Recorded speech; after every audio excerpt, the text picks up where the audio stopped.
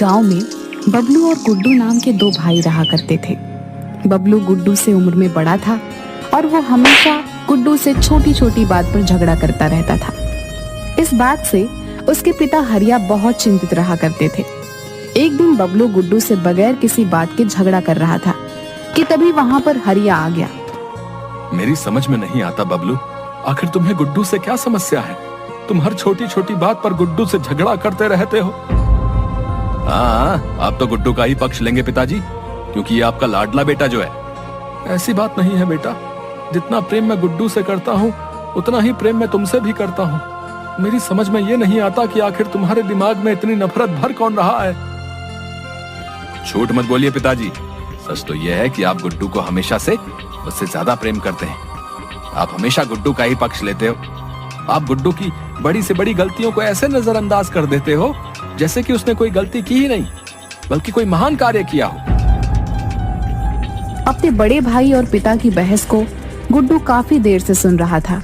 वह बबलू की ओर देखकर बोला, ऐसी बात नहीं है भैया, जब मैं कोई गलती करता हूँ तो पिताजी मुझे डांटते भी हैं, लेकिन बस मेरी समझ में नहीं आता कि आखिर आपको मुझसे इतनी चिढ़ क्यों है। आखिर मैं आपका छोटा भाई हूँ। मेरा कोई छोटा भाई नहीं है, मैं अपनी माँ की इकलौती संतान हूँ, समझा। मेरी माँ के मरने के बाद पिताजी ने तुम्हारी माँ से विवाह कर लिया। तुम पिताजी की संतान जरूर हो, लेकिन मेरे कोई भाई भाई नहीं हो। बस बहुत हो गया बबलू, अब मुझे यह बताओ कि आखिर तुम गुड्डू से झगड़ा क्यों कर रहे थे? हमारे गांव की जमीन पर गुड्डू मुझसे बगैर पूछे एक ढाबा खोलने की तैयारी कर रहा था। उसे ढाबा खोलने के लिए मैंने ही बोला था।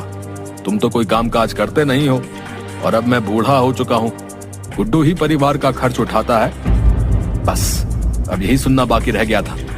तो आप ये कहना चाहते हैं कि मैं इसके टुकड़ों पर पल रहा हूँ? पिताजी, वो जमीन मेरी है। मैं उस जमीन पर गुड्डू को कोई ढाबा नहीं खोलने दूंगा।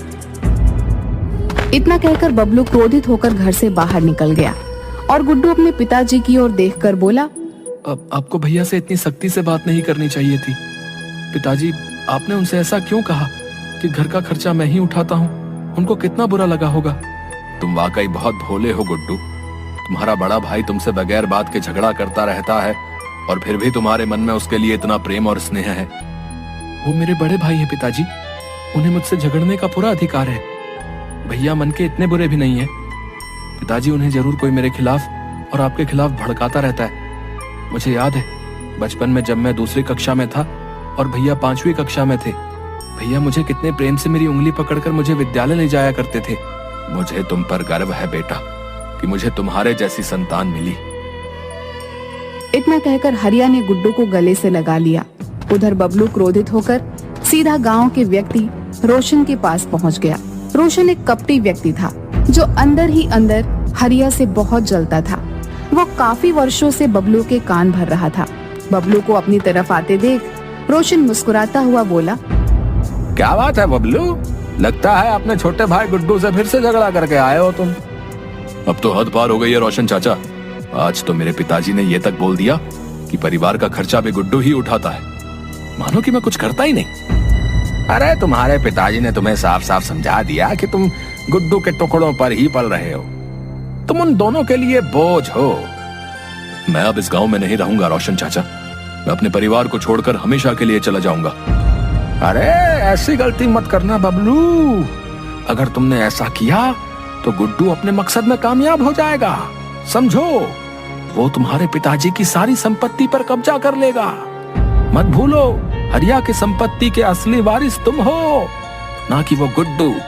तुम्हारे पिताजी ने सबसे पहले तुम्हारी माँ से विवाह किया था भाई। आखिर पिताजी ने दूसरा विवाह क्यों किया? तुम्हारे पिताजी एक बहुत ही कठोर स्वभाव के व्यक्ति थे, एक नंबर के चरित्रहीन थे। तुम्हारी माँ जब जीवित थी तो वो हरिया के स्वभाव से बहुत चिंतित रहती थी, और इसी चिंता में वो स्वर्ग सिधार गई। तुम्हारे पिताजी शायद इसी दिन का इंतजार कर रहे थे। कुछ ही दिन बाद उन्होंने गुड्डू की माँ से विवाह कर लिया, जिनका देहांत अभी 2-3 साल पहले ही हुआ है। तो फिर आप ही बताइए रोशन चाचा कि मैं क्या करूं? हरिया के जो वकील हैं वो मेरे बहुत अच्छे मित्र हैं। अभी कुछ दिन पहले ही हरिया अपने वकील के पास वसीयत बनवाने के लिए गए हुए थे। ये बात मुझे वकील ने ही बताई। और जानते हो उन्होंने अपनी सारी संपत्ति किसके नाम करवाई है? किसके नाम रोशन चाचा? उन्होंने अपनी सारी संपत्ति गुड्डू के नाम कर दी है भैया। ये बात मुझे उनके वकील ने ही बताई। अगर तुम्हें मेरी बात पर विश्वास न हो तो तुम स्वयं जाकर वकील से पूछताछ कर सकते हो। अगर ऐसी बात है रोशन चाचा, तो फिर मैं गुड्डू को छोड़ूंगा नहीं। ऐसी गलती भूलकर भी मत करना। मेरे पास एक और उपाय भी है। कैसा उपाय रोशन चाचा? मैं तुमसे अभी कुछ देर पहले कह रहा था कि वो वकील मेरा बहुत अच्छा मित्र है। वो मेरे कहने पर वसीयत तुम्हारे नाम पलट देगा। पर इस बात का पता हरिया को कभी नहीं चल पाएगा। जब हरिया इस दुनिया से चला जाएगा तो सारी संपत्ति के वारिस तुम हो जाओगे। उसके बाद तुम गुड्डू को धक्के देकर बाहर निकाल देना। इस राज को तुम्हारे, मेरे और वकील के अलावा कभी कोई नहीं जान पाएगा। अगर तुम कहो तो मैं उस वकील से बात कर लेता हूँ। तुम्हारे पिताजी को पता भी नहीं चलेगा और वो वकील वसीयत में सारी संपत्ति तुम्हारे नाम पलट देगा। तभी वहाँ पर रोशन की बेटी उषा आकर बोली, पिताजी आपको माँ बुला रही हैं। रोशन उषा की बात सुनकर वहाँ से चला गया। उषा बबलू की ओर प्यार से देखने लगी। दरअसल उषा और बबलू एक दूसरे से प्रेम करते थे। मैंने तुम्हारे और पिताजी के बीच की सारी बातें सुन ली हैं। तुम एक काम करो, कल पिताजी के साथ उस वकील के घर पर चले जाओ और वसीयत अपने नाम कर लो। जब तक तुम ऐसा नहीं करोगे, पिताजी मेरा विवाह तुमसे नहीं करेंगे। मैं कुछ समझा नहीं उषा, तुम क्या कहना चाहती हो? तुम ही बताओ ना बबलू, कोई पिता उस लड़के से अपनी बेटी का विवाह क्यों करेगा जिसके हाथ में कुछ भी ना हो?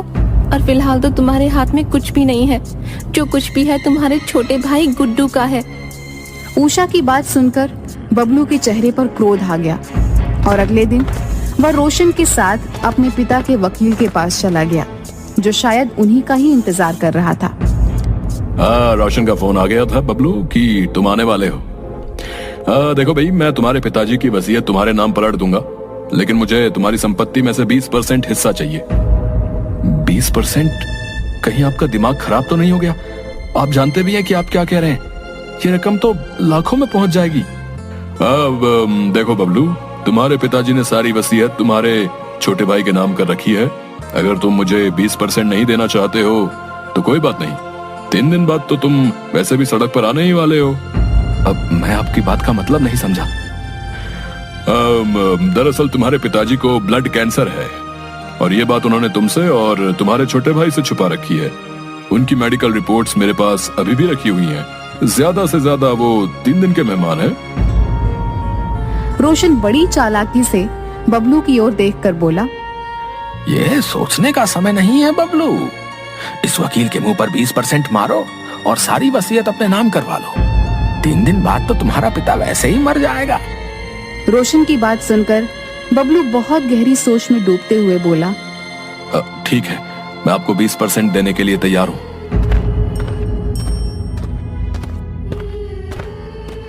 तो यहाँ अपना अंगूठा लगा दो और टेंशन फ्री होकर अपने घर चले जाओ, ठीक है? वसीयत तुम्हारे पिताजी के मरने के बाद ही सुनाई जाएगी। बबलू अंगूठा लगाकर रोशन के साथ लौट आया और 3 या 4 दिन के बाद अचानक हरिया की तबीयत बिगड़ गई और उनकी मौत हो गई। गुड्डू फूट फूट कर रोने लगा। सारे गांव वाले वहां एकत्रित हो गए कि तभी वो वकील वहां पर आ गया। गुड्डू, मैं तुम्हारे पिताजी का वकील हूँ। मैं यहाँ पर यह बताने के लिए आया हूँ कि तुम्हारे पिताजी ने संपत्ति किसके नाम की है। ये बात आप कल आकर बता देना। मैं अभी सुनने और समझने की स्थिति में नहीं हूँ। मैं अपने पिताजी से बहुत प्रेम करता था, वो मुझे छोड़कर चले गए। मैं अकेला रह गया। देखो, ये मेरी मजबूरी है गुड्डू। तुम्हारे पिताजी का आदेश था कि उनके मरने के 2 घंटे बाद वसीयत पढ़कर सुना दी जाए। वसीयत के मुताबिक सारी संपत्ति उन्होंने तुम्हारे बड़े भाई के नाम कर दी है। इतना कहकर वकील वहां से चला गया, मगर गुड्डू को वकील की बात से कोई फर्क नहीं पड़ा। वह फूट फूट कर रोता है। हरिया का अंतिम संस्कार बबलू ने किया। शाम के वक्त गुड्डू रोता हुआ जब घर पर आया तो बबलू क्रोधित होकर गुड्डू से बोला, पिताजी ने सारी जायदाद मेरे नाम कर दी है गुड्डू। अब तुम्हारे लिए इस घर में कोई जगह नहीं। तुम यहाँ से निकल जाओ। ये आप कैसी बातें कर रहे हैं? मैं भला कहाँ जाऊंगा? मेरा तो अब आपके अलावा संसार में कोई नहीं है। तुम्हारे संसार में सिर्फ पिताजी थे जो अब चले गए, तो कृपा करके तुम भी यहाँ से चले जाओ। ऐसा मत कीजिए भैया, ऐसा मत कीजिए। मुझे इस घर में एक छोटी सी जगह दे दीजिए, मैं सारा जीवन उसी जगह में रहकर बिता लूंगा। इस घर में तुम्हारे लिए कोई जगह नहीं है। इतना कहकर बबलू ने गुड्डू को धक्के देकर घर से बाहर निकाल दिया। गुड्डू रोता हुआ वहां से चला गया। अगले दिन बबलू ने उषा से धूमधाम से विवाह कर लिया। गुड्डू 2 दिन तक भूखा प्यासा दूसरे गांव में भटकता रहा कि तभी उसे खेतों में बना हुआ एक घर नजर आया। गुड्डू वहां पर चला गया। वह व्यक्ति गुड्डू की ओर देखकर बोला, अरे मैं तो तुम्हें जानता हूँ, तुम हरिया के ही पुत्र हो ना? हाँ। अब मेरा नाम सुखिया है। मुझे 2 दिन पहले ही पता लगा कि हरिया अब इस दुनिया में नहीं रहे, लेकिन बबलू ने तुम्हारे साथ अच्छा नहीं किया। ईश्वर उसे कभी माफ नहीं करेगा। अरे आप तो मेरे पूरे परिवार को जानते हैं। इस घर को और इस खेत को देख रहे हो, ये घर तुम्हारे पिताजी का ही दिया हुआ है। हम सब तो सड़कों पर मारे मारे फिर रहे थे, तुम्हारे पिताजी ने ही हमें सहारा दिया। आज से इस घर और इस खेत के वारिस तुम हो। उस दिन के बाद से उसी घर में गुड्डू रहने लगा। वह दिन भर खेतों से मेहनत करके आता और शाम के वक्त घर पर सो जाता। उधर बबलू एक दिन शाम के वक्त जब अपने घर पर लौटता है तो उसने देखा कि रोशन और उसकी पत्नी उसी के बारे में बात कर रहे थे। बबलू चुपके से उनकी सारी बातें सुनने लगा। पिताजी, आपके कहने पर मैंने उस बबलू से विवाह कर लिया। अब तो सारी संपत्ति मैंने आपके नाम भी कर दी है। अब मुझे उससे छुटकारा दिलाइए। चिंता मत कर बेटी, मैं सही मौके की तलाश में हूँ। इस संपत्ति को हड़पने के लिए बरसों इंतजार किया है। मैं नहीं चाहता कि मेरी छोटी सी गलती मेरी वर्षों की मेहनत पर पानी फेर दे। मैं तो ये उपाय सोच रहा हूँ कि बबलू को जड़ से खत्म ही कर दिया जाए। यह सुनकर बबलू बुरी तरीके से आश्चर्य में पड़ गया और क्रोधित होकर सीधा रोशन के सामने आकर बोला, मुझे तुमसे ये उम्मीद नहीं थी रोशन। तो इसका मतलब पिताजी सही कहते थे। तुम हमेशा मेरे परिवार के खिलाफ मेरे कान भरते रहते थे। और उषा, तुम तो मेरी पत्नी हो। काहे की पत्नी? मैंने सिर्फ पिताजी के कहने पर तुमसे विवाह किया है। निकल जाओ यहाँ से, इससे पहले कि मैं तुम्हें धक्के देकर बाहर निकाल दूं। ये घर मेरा है नहीं, तुम्हारा था। तुम्हें शायद याद नहीं कि तुमने उस वकील के यहाँ पर अंगूठा भी लगाया था और जायदाद हथिया ली थी। उसी वकील ने वसीयत पर तुम्हारा नाम नहीं बल्कि मेरा नाम लिखा था। रोशन और उसकी पत्नी उषा ने बबलू को धक्के देकर घर से बाहर निकाल दिया। नंदी पछतावे के आंसू लिए हुए वहां से चला गया। उसे अपने पिताजी और छोटे भाई की बहुत याद आने लगी। कुछ दिनों तक बबलू ऐसे ही भटकता हुआ उसी जगह पर पहुंच गया जहां उसका छोटा भाई रह रहा था। अपने भाई को देखकर गुड्डू दौड़ता हुआ बबलू के पास पहुंच गया। अरे भैया, आपकी दशा इतनी बुरी कैसे हो गई? बबलू ने रोते हुए सारी घटना अपने भाई गुड्डू को बता दी। चिंता मत कीजिए भैया, मैं हूं ना। मैंने तुम्हारे साथ कितना बुरा किया गुड्डू, और तुम? नहीं भैया, मैं बचपन से जानता था कि आपके खिलाफ मेरे कोई कान भरता है। आप मन के इतने बुरे नहीं हैं। तभी वहां पर एक कार आकर रुकी। कार के अंदर से हरिया का वकील निकलकर बाहर आ गया और बबलू और गुड्डू की ओर देखकर बोला, मैंने तुम दोनों को कहां कहां नहीं तलाश किया। मुझे माफ कर दो। मैंने तुम दोनों के साथ बहुत बुरा किया। ईश्वर ने मुझे इसकी सजा दे दी है। मुझे भी तुम्हारे पिताजी की तरह ब्लड कैंसर हो गया है और मैं भी कुछ दिनों का ही मेहमान हूँ। मरने से पहले मैं प्रायश्चित करना चाहता हूँ। आपने बहुत देर कर दी वकील साहब। रोशन ने सारी संपत्ति अपने नाम कर ली है। आपने जो अंगूठा मुझसे लगवाया था उसका फायदा मेरी पत्नी और रोशन दोनों ने उठाया। ऐसा नहीं है बबलू। दरअसल हरिया जी ने तुम दोनों को अपनी आधी आधी संपत्ति नाम की थी। आधी संपत्ति का वारिस गुड्डू आज भी है। रोशन ने सिर्फ तुम्हारे ही हिस्से की संपत्ति अपने नाम की है। ये क्या कह रहे हैं आप? मैं बिल्कुल ठीक कह रहा हूँ। बचपन से ही तुम्हारे पिताजी और छोटे भाई के खिलाफ तुम्हें भड़काता रहा, यहाँ तक कि उसने अपनी बेटी का विवाह भी तुम्हारा विश्वास जीतने के लिए कर दिया। मेरे पास उसके खिलाफ तमाम सबूत हैं। मैं पुलिस के सामने गवाही देने को तैयार हूँ। चलो मेरे साथ। बबलू और गुड्डू वकील के साथ पुलिस स्टेशन चले गए। पुलिस स्टेशन में वकील ने अपना जुर्म स्वीकार किया। रजीत तो चाहता है वकील कि तुम्हें भी जेल की काल कोठरी में डाल दूं। लेकिन ईश्वर ने तुम्हें इससे कहीं बड़ी सजा दी है। इसके बाद पुलिस रोशन के घर के लिए निकल गई।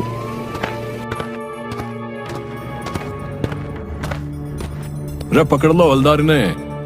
अरे अरे अरे ऐसे कैसे घुसे जा रहे हो? अरे क्या गुंडागर्दी है भाई? अरे गुंडागर्दी तो अब हम दिखाएंगे कैसी होती है। अरे थाने ले चलो इन दोनों को। अरे साहब बताइए तो सही क्या बात है? अगर हमसे कोई गलती हो गई है तो ले दे के रफा दफा करते हैं ना, इतनी तकलीफ ना लीजिए आप। एक ऑन ड्यूटी ऑफिसर को रिश्वत देता है? अरे रुक तू, तेरे पे ऐसी धारा लगाऊंगा कि देखते हैं कि कैसे बाहर निकलता है। अरे रुक तू। पापा ये सब क्या हो रहा है और मेरे पापा को कहाँ ले जा रहे हो? मैं बताऊं कहाँ ले जा रहे हैं? तुम्हें तुम्हारे असली ससुराल। वहीं बैठकर बर्बाद करना तुम लोगों की जिंदगी। वकील जी, आपने अपना सारा जुर्म कबूल कर लिया है। अब तुम्हारी बारी। जाओ अब निकलो यहाँ से। सही कहा है किसी ने, जैसा करोगे वैसा भरोगे। तुम अपना मुंह बंद करो, समझे? मैंने कुछ नहीं बोला। अरे चलो अब, सारी बातें यही करनी है क्या देवी? कुछ बातें थाने के लिए भी छोड़ दो। अरे ले चलो इन्हें। मेरे लिए फीमेल कांस्टेबल लाओ पहले, फिर यहाँ आना। उसका भी पूरा इंतजाम है। गाड़ी में सीसीटीवी कैमरा लगे हुए हैं। लाइव रिपोर्टिंग की जा रही है हेडक्वार्टर में। अब तो चल सकती हो ना? अरे ले चलो इन्हें। इतना कहकर इंस्पेक्टर ने रोशन और उसकी बेटी को गिरफ्तार करके जेल में भेज दिया।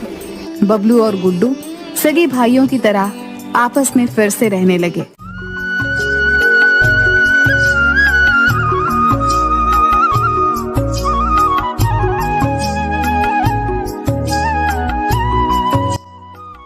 गांव के एक कोने में मिट्टी का टूटा फूटा घर था। वहीं रहता था सोहनलाल, एक बुजुर्ग किसान जो अपनी छोटी सी जमीन पर खेती करके जैसे तैसे 2 वक्त की रोटी जुटा लेता था। उसका बेटा रामू मेहनती था, मगर किस्मत ने उसका साथ नहीं दिया। पढ़ाई में अच्छा था, पर पैसों की तंगी ने स्कूल छुड़वा दिया। माँ पहले ही गुजर चुकी थी और घर में केवल 2 लोग बाप बेटा थे। गरीबी और उनकी बंजर जमीन ने दोनों बाप बेटे को इस कदर परेशान कर दिया था कि दोनों बाप बेटे को कभी खाना मिलता और कभी दोनों भूखे ही सो जाते। एक दिन रामू की भूख ने उसे तोड़ दिया और उसने पिता से बोल, पिताजी आज भी हमें भूखा ही सोना होगा, क्योंकि घर में थोड़ा भी अनाज नहीं है जो पकाकर खाया जा सके। पिताजी मैं अब बहुत थक चुका हूँ अपनी बंजर जमीन पर काम करते करते, और मैंने सोच लिया है कि मैं कल से गांव के साहूकार के पास मजदूरी का काम करूंगा। ये तुम क्या बोल रहे हो बेटा? तुम्हें तो पता है ना कि वो साहूकार हम गरीबों से कितना काम करवाता है और बदले में बहुत थोड़ा अनाज देता है। पिताजी थोड़ा ही सही, कम से कम हमें भूखा तो नहीं रहना होगा। और मैं तो बोलता हूँ कि आप भी कल से मेरे साथ चलो। नहीं बेटा, मैं अपनी जमीन को नहीं छोड़ सकता। मैं उसी पर मेहनत करूंगा। तुझे जो ठीक लगे वो तू कर।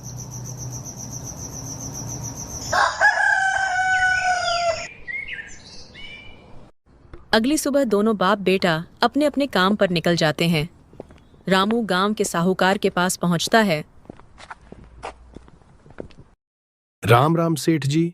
हाँ रामू, बोलो कैसे आना हुआ? सेठ जी, अगर आपके पास कोई काम हो तो मुझे दे दीजिए। मैं काम की तलाश में हूँ। अरे रामू, क्या बोल रहे हो? मेरे पास तो इतना काम है कि 20 मजदूर भी कम पड़ेंगे। तुम एक काम करो, अभी से काम पर लग जाओ। मोहन, तुम रामू को काम समझा दो। और हाँ रामू, तुम्हें रोज के 2 किलो अनाज मिलेंगे, मैं पहले ही बता दे रहा हूं। हाँ हाँ ठीक है सेठ जी। सेठ जी, आपका बहुत बहुत शुक्रिया। इतना बोलकर साहूकार चला जाता है और रामू अपने काम पर लग जाता है। दूसरी तरफ सोहनलाल बहुत उदास नजरों से अपने खेत को देख रहा था। भगवान तेरी क्या मर्जी है और कब तक लेगा हमारी परीक्षा? अब तो सब कुछ तुझ पर ही छोड़ दिया है। सोहनलाल भगवान से अपनी शिकायत कर ही रहा था तो उसके पास गांव का ही उसका मित्र रमेश आता है और बोलता है, क्या हुआ सोहनलाल? इतनी गर्मी में किससे बातें कर रहे हो? और ये क्या, तुम्हारी जमीन तो पूरी तरह बंजर हो गई है। हाँ रमेश, बस इसी की शिकायत भगवान से कर रहा था। पता नहीं भगवान हम बाप बेटा की और कब तक परीक्षा लेंगे। वैसे रामू कहाँ है? वो तेरे साथ खेत क्यों नहीं आया? क्या बताऊं भाई, रामू भी अब इस बंजर जमीन पर मेहनत करके थक गया, इसलिए उसने अब गांव के साहूकार के पास मजदूरी करना शुरू कर दिया है। वैसे सोहनलाल, उसने ठीक ही किया। भूखे मरने से तो अच्छा है कि कोई और काम करके अपना पेट भरो। सोहन, तूने रामू की बहू को घर बुलाया कि नहीं? भाई रमेश, तुझसे तो हमारी घर की हालत तो छुपी है नहीं। जहां हम दोनों बाप बेटे का ही पेट भरना मुश्किल हो रहा, तो भला हम उस लड़की का भरण पोषण कैसे करेंगे? तुझे तो पता है कि हमारे घर में एक चारपाई तक नहीं। एक कमी हो तो बताऊं, मैं उसे घर लाकर शर्मिंदा नहीं करना चाहता। लेकिन भाई, तू ही बता, भला कब तक तू उसे उसके मायका में छोड़ेगा? लोग कैसी कैसी बातें करते होंगे, ये भी तो सोच। हाँ रमेश, तू ठीक बोल रहा है। मैं आज ही रामू से बात करता हूं। दरअसल सोहनलाल ने रामू की शादी एक बहुत ही गरीब घर की लड़की शांति से 1 साल पहले ही कर दी थी, लेकिन अपनी भी आर्थिक स्थिति ठीक न होने के कारण उसे घर नहीं लाया। और शांति एक गरीब घर की होने के बावजूद भी पढ़ाई लिखाई में बहुत होनहार थी, और पढ़ाई पूरी करने के लिए सोहनलाल ने उसे उसके मायका में ही रहने को बोल दिया। शाम को जब सोहनलाल घर पहुंचा तो उसने देखा कि रामू ने बहुत बढ़िया खाना बनाकर परोस रखा है। पिता को देख रामू खुशी खुशी बोलता है, पिताजी जल्दी से हाथ मुंह धोकर आ जाइए। देखिए, मैंने कितना सारा खाना बना दिया है। आज बहुत दिनों के बाद हम दोनों पेट भर खाना खाएंगे। खाना खाने के बाद रामू अपने पिता को बताता है, पिताजी, जैसा हम साहूकार के बारे में सोचते थे वो बिल्कुल वैसे नहीं है। उन्होंने मेरे एक बार बोलने पर ही मुझे काम पर रख लिया और 1 दिन की मजदूरी में वो मुझे रोज 2 किलो अनाज देंगे। पिताजी, अब हमें भूखा नहीं सोना पड़ेगा।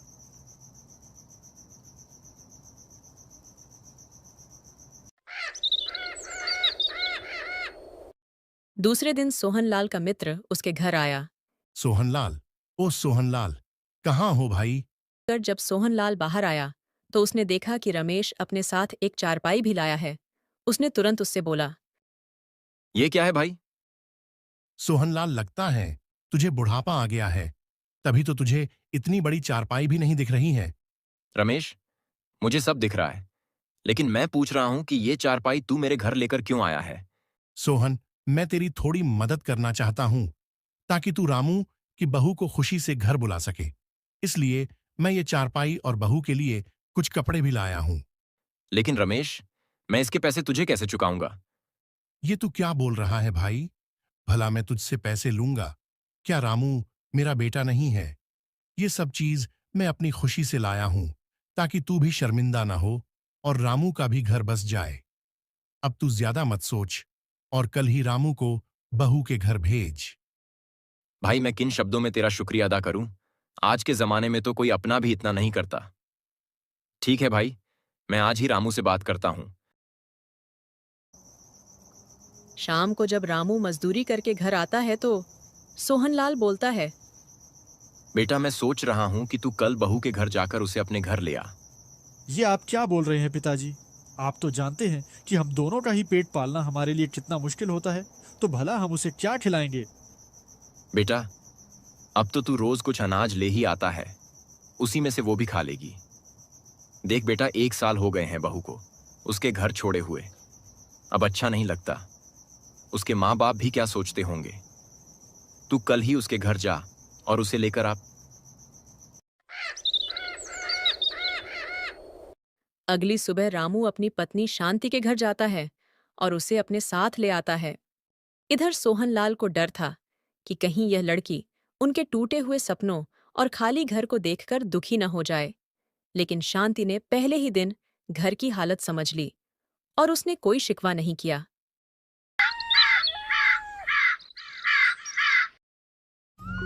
दूसरे दिन सुबह जल्दी उठकर वो घर का सारा काम करती है और रामू को काम पर जाते वक्त खाना बांध कर देती है। ये लीजिए आपका खाना। अच्छा शांति, मैं शाम तक घर आऊंगा। सुनो, मैंने घर का सारा काम कर लिया है और आपके जाने के बाद मैं घर में सारा दिन क्या करूंगी, इसलिए मैं सोच रही हूँ कि क्यों ना मैं पिताजी के लिए खाना लेकर खेत पर जाऊं। मैं अपना खेत भी देख लूंगी। ठीक है शांति, अगर तुम्हारा मन है तो तुम चली जाना। इतना बोलकर रामू काम पर चला जाता है और शांति पिता का खाना बांधकर खेत के लिए निकल जाती है।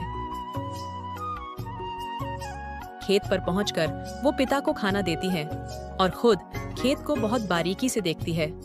वो देखती है कि खेत पूरी तरह से सूखा है, मिट्टी में चारों ओर दरारें पड़ गई है और वो सोहनलाल से बोलती है, पिताजी ये खेत तो पूरी तरह से बंजर हो गया है। लगता है इस बार भी कुछ नहीं उगेगा। हाँ बेटा, अब इस मिट्टी से ज्यादा भरोसा तो भगवान से है। जैसे जैसे जमीन बंजर हो रही है बेटा, वैसे वैसे आदमी भी अंदर से सूखता जाता है। लेकिन जब तक मेरी सांस चलेगी, मेरा हल इन खेतों में चलता रहेगा। हाँ पिताजी, कल से मैं भी आपके साथ खेत पर मेहनत करूंगी। दोस्तों, अब अगले पार्ट में आपको पता चलेगा कि शांति ने कैसे अपने पति और ससुर को गरीबी से निकाल एक अच्छी जिंदगी दी। तो मिलते हैं चतुर बहू के अगले पार्ट। ये कहानी एक छोटे से गांव में रहने वाली सुमन की है। सुमन एक बहुत ही सुंदर और सुशील लड़की थी। वह अपने भाई रमेश और भाभी नीलम के साथ रहती थी। सुमन और रमेश के माँ बाप काफी समय पहले ही गुजर गए थे। सुमन का भाई सुमन को बहुत प्यार करता था और उसको खुश देखना चाहता था, लेकिन रमेश की पत्नी नीलम सुमन पर बहुत अत्याचार करती थी। वह सुमन से घर का सारा काम करवाती थी। सुमन को सारा दिन काम करता देख उसका भाई बहुत दुखी होता था, लेकिन अपनी पत्नी को कुछ कह नहीं पाता।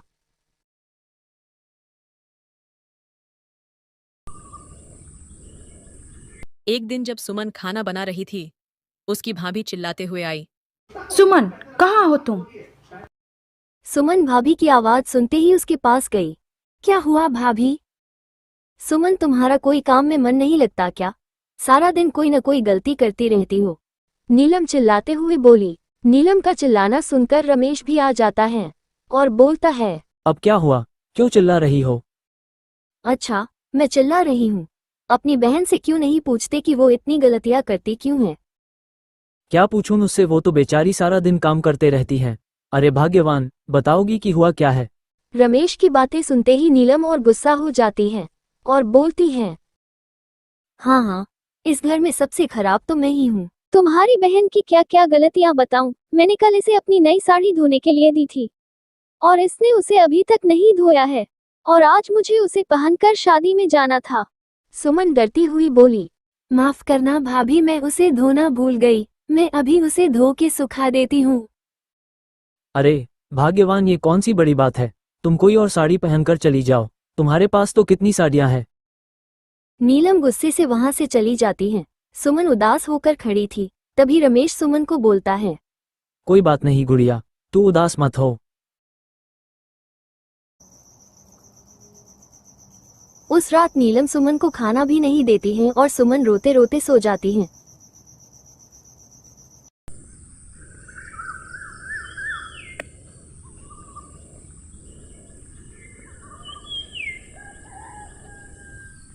अगली सुबह नीलम की बहन रजनी आती है।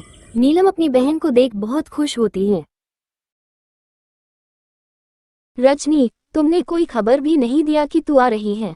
दीदी, मुझे तुम्हारी बहुत याद आ रही थी तो मैं आ गई। बहन, तुमने बहुत अच्छा किया जो यहाँ आ गई। अब दोनों बहनें मिलकर खूब सारी बातें करेंगे। तू अंदर चलकर आराम कर, काफी थक गई होगी। घर के अंदर आकर नीलम सुमन से बोलती है, सुमन, तुम मेरी बहन के लिए कुछ अच्छा सा खाना बनाकर ले आओ।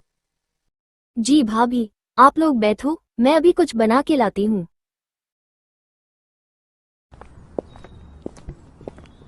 सुमन जल्दी से अंदर जाती है और अच्छा सा खाना बना के ले आती है।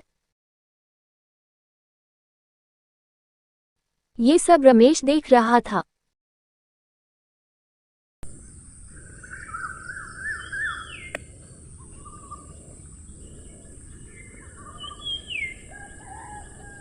अब रोज का यही हो गया था। दोनों बहनें सारा दिन बातें करती और घर का सारा काम सुमन करती। एक दिन रमेश को बहुत गुस्सा आया और उसने नीलम को बोला, नीलम, मैं कई दिनों से देख रहा हूँ, तुम दोनों बहनें सारा दिन बैठी रहती हो और घर का सारा काम सुमन अकेले करती है। तुम्हें नहीं लगता कि तुम दोनों को उसकी मदद करनी चाहिए? नीलम ये सब सुनते ही आग बबूला हो जाती है और रमेश को बोलती है, तुम बाहर चलो। तुम्हारा दिमाग तो ठीक है ना? ये सब तुम मेरी बहन के सामने क्या बोल रहे हो? वो हमारी मेहमान है, क्या मैं उससे काम करने के लिए बोलूं? उसे कितना बुरा लगेगा? रमेश बोलता है। अच्छा, तुम्हारी बहन को बुरा लगेगा, और तुमने कभी सोचा है तुम जो रोज सुमन को इतना भला बुरा बोलती हो उसे कितना बुरा लगता होगा? देख लेना नीलम, जिस दिन सुमन की शादी हो जाएगी और वो अपने घर चली जाएगी उस दिन तुम्हें समझ आएगा। इतना बोलकर रमेश चला जाता है। नीलम बोलती है, उसे शादी करेगा कौन? दूसरी तरफ उस गांव के जमींदार का बेटा शहर से अपनी पढ़ाई पूरी करके आया था। राहुल देख, तुझसे मिलने मुनीम जी आए हैं। प्रणाम काका। खुश रहो बेटा, कैसे हो? जी मैं ठीक हूँ, आप कैसे हैं? मैं भी ठीक हूँ बेटा। लाला जी बता रहे थे कि शहर में तुम्हें नौकरी मिल गई। जी, मुझे शहर में बहुत अच्छी नौकरी मिल गई है। काका, सोहन कैसा है? सोहन तो तुमसे ही मिलने आ रहा था, पता नहीं कहाँ रह गया। मैं अभी उससे ही मिलने जा रहा हूँ। इतना बोलकर राहुल निकल जाता है। राहुल सोहन से मिलने के लिए जा ही रहा था कि रास्ते में उसे सुमन दिखती है। सुमन बाजार से सब्जी लेकर घर जा रही थी। राहुल सुमन को देखता रह जाता है और तभी वहां सोहन भी आ जाता है।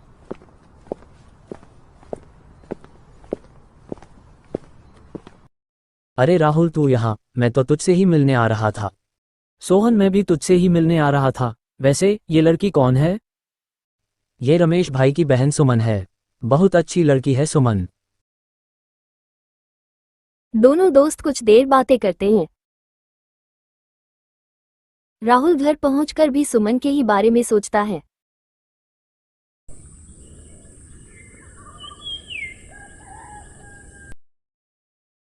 अगली सुबह राहुल अपने पिताजी से बोलता है। पिताजी, मुझे आपसे कुछ बात करनी है। क्या बात करनी है बेटा, बोलो। दरअसल पिताजी, मुझे गांव की एक लड़की पसंद आ गई है। मैं उससे शादी करना चाहता हूँ। अच्छा, ये तो बहुत अच्छी बात है, लेकिन वो लड़की है कौन? दरअसल पिताजी, मैंने उस लड़की को कल रास्ते में देखा। सोहन ने बताया कि वो बहुत अच्छी लड़की है और वो किसी रमेश की बहन है। अच्छा, मैं मुनीम जी से बात करके उस लड़की के भाई को बुलवाता हूँ।